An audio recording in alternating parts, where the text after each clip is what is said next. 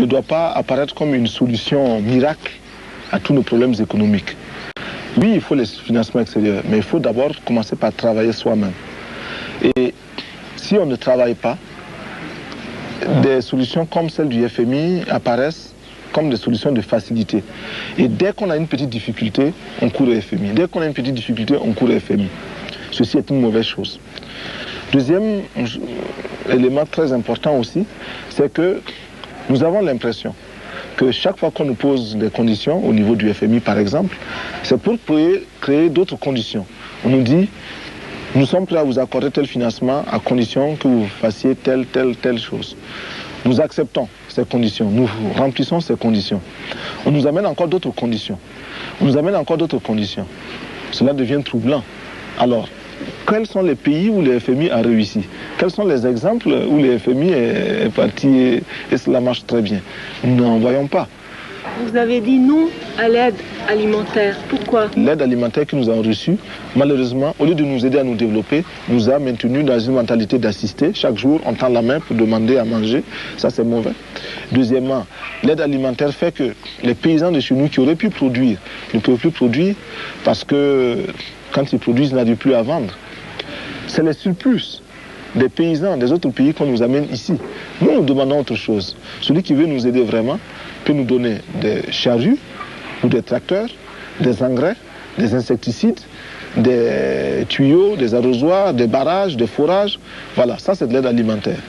Mais celui qui nous amène les sacs de blé, de mil, de maïs ou du lait, celui-là ne nous aide pas. Il nous gave comme on gave les oies.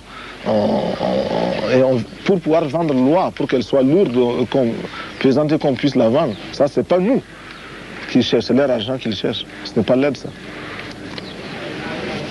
Vous avez 600 organisations non gouvernementales qui travaillent ici. Comment faites-vous pour les organiser? Oui, il y a beaucoup d'organisations non gouvernementales au Burkina Faso à cause de la misère du peuple. Mais est-ce que ces organisations ont été efficaces? Elles n'ont pas toujours été efficaces. Je ne dis pas qu'elles ont toutes échoué. Il y en a qui sont sérieuses. Mais il y a beaucoup qui ne sont pas du tout sérieuses, qui viennent ici simplement pour offrir des vacances à quelques jeunes gens européens qui sont fatigués de l'hiver ou qui sont fatigués de la vie grisâtre de l'Europe et qui recherchent un coin plus ou moins exotique. Et puis, il y a derrière cela des lobbies qui s'organisent pour avoir beaucoup d'argent. On va demander à des vieilles femmes de donner un peu de sous pour aider les pays pauvres. Et elles sont sincères, ces vieilles femmes, elles donnent leur argent. Mais elles ne savent pas qu'une partie profite à ces politiciens qui sont des voleurs. Mais les organisations que nous avons ici, nous les avons regroupées au niveau d'un bureau que nous appelons le bureau de suivi des organisations. Ce bureau est logé à la présidence. Parce que nous avons constaté que les organisations non gouvernementales arrivaient avec leur argent et étaient exploitées par les dirigeants nationaux, lesquels dirigeants les obligeaient à investir dans tel ou tel village en fonction des électeurs qu'ils ont là-bas. Ils ont des électeurs dans un village, c'est là-bas qu'ils vont faire les puits, les forages. Même s'il y a déjà 20 puits, ils partent. Alors qu'il y a un village à côté qui n'a pas de puits, on ne part pas là-bas parce que ce n'est pas des bons électeurs. Bon, cela, nous l'avons combattu. Également, les dirigeants imposaient aux organisations d'embaucher leurs cousins, leurs frères, leurs sœurs. C'est du népotisme. Nous avons combattu cela. Mais les organisations elles-mêmes ont des défauts. Les Allemands viennent, ils essaient un forage ici, ça ne marche pas. Ils partent. Quand les Français arrivent, ils ne disent pas aux Français, c'est pas la peine de commencer, parce que le sol n'est pas bon. Ils les laissent pour échouer. Donc c'est la concurrence entre Allemands, Français, Italiens, quoi. Bon, nous ne voulons pas de cela. C'est nous qui perdons.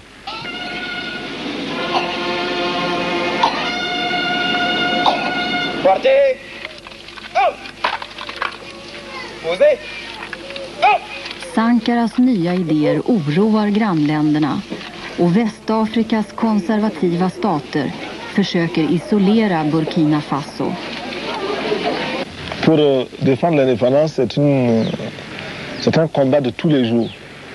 Parce que je ne connais pas sur cette planète-là un pays qui peut soutenir à 100% le Burkina Faso sans demander de contrepartie. Je n'en connais pas. Seul le Burkina Faso peut aider le Burkina Faso.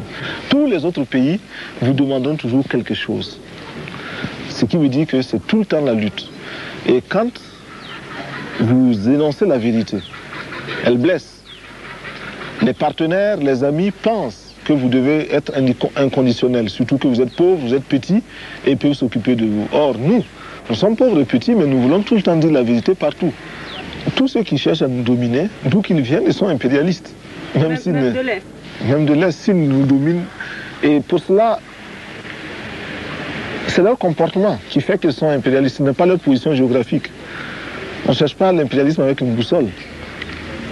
Est-ouest, non. On cherche l'impérialisme en fonction du bonheur qu'on a et des rapports qu'on a. Vous êtes là, tant que vous voulez connaître notre peuple, vous n'êtes pas impérialiste. Mais tant que vous cherchez à nous étudier pour nous dominer, vous devenez impérialiste. Et moi, je ne cherche pas à savoir si vous venez du nord ou du sud, de l'est ou de l'ouest. Vous êtes impérialiste et puis c'est tout. Même la couleur de votre peau ne m'intéresse pas. Parce que vous pouvez être noir comme moi, mais avoir des idées de domination et d'exploitation des Noirs. Est-ce que les Africains n'ont pas de défauts? Les Africains ont beaucoup de défauts. Ils en ont beaucoup. Le premier défaut, c'est que nous sommes pas unis. C'est le plus grand, c'est un grand défaut aujourd'hui pour nous. Mais nous avons les autres défauts des hommes, des autres hommes. Il y a des paresseux chez nous, il y a des voleurs, mais je crois qu'il y en a chez vous aussi, on voit dans les journaux chaque fois. Il y a des dirigeants chez nous qui sont des voleurs, mais on voit dans vos pays également des scandales chaque jour. Il y a des dirigeants chez nous qui sont menteurs, mais on voit chez vous aussi des dirigeants qui sont menteurs, des scandales, tout le temps dans la presse. Donc, nous avons les défauts des hommes.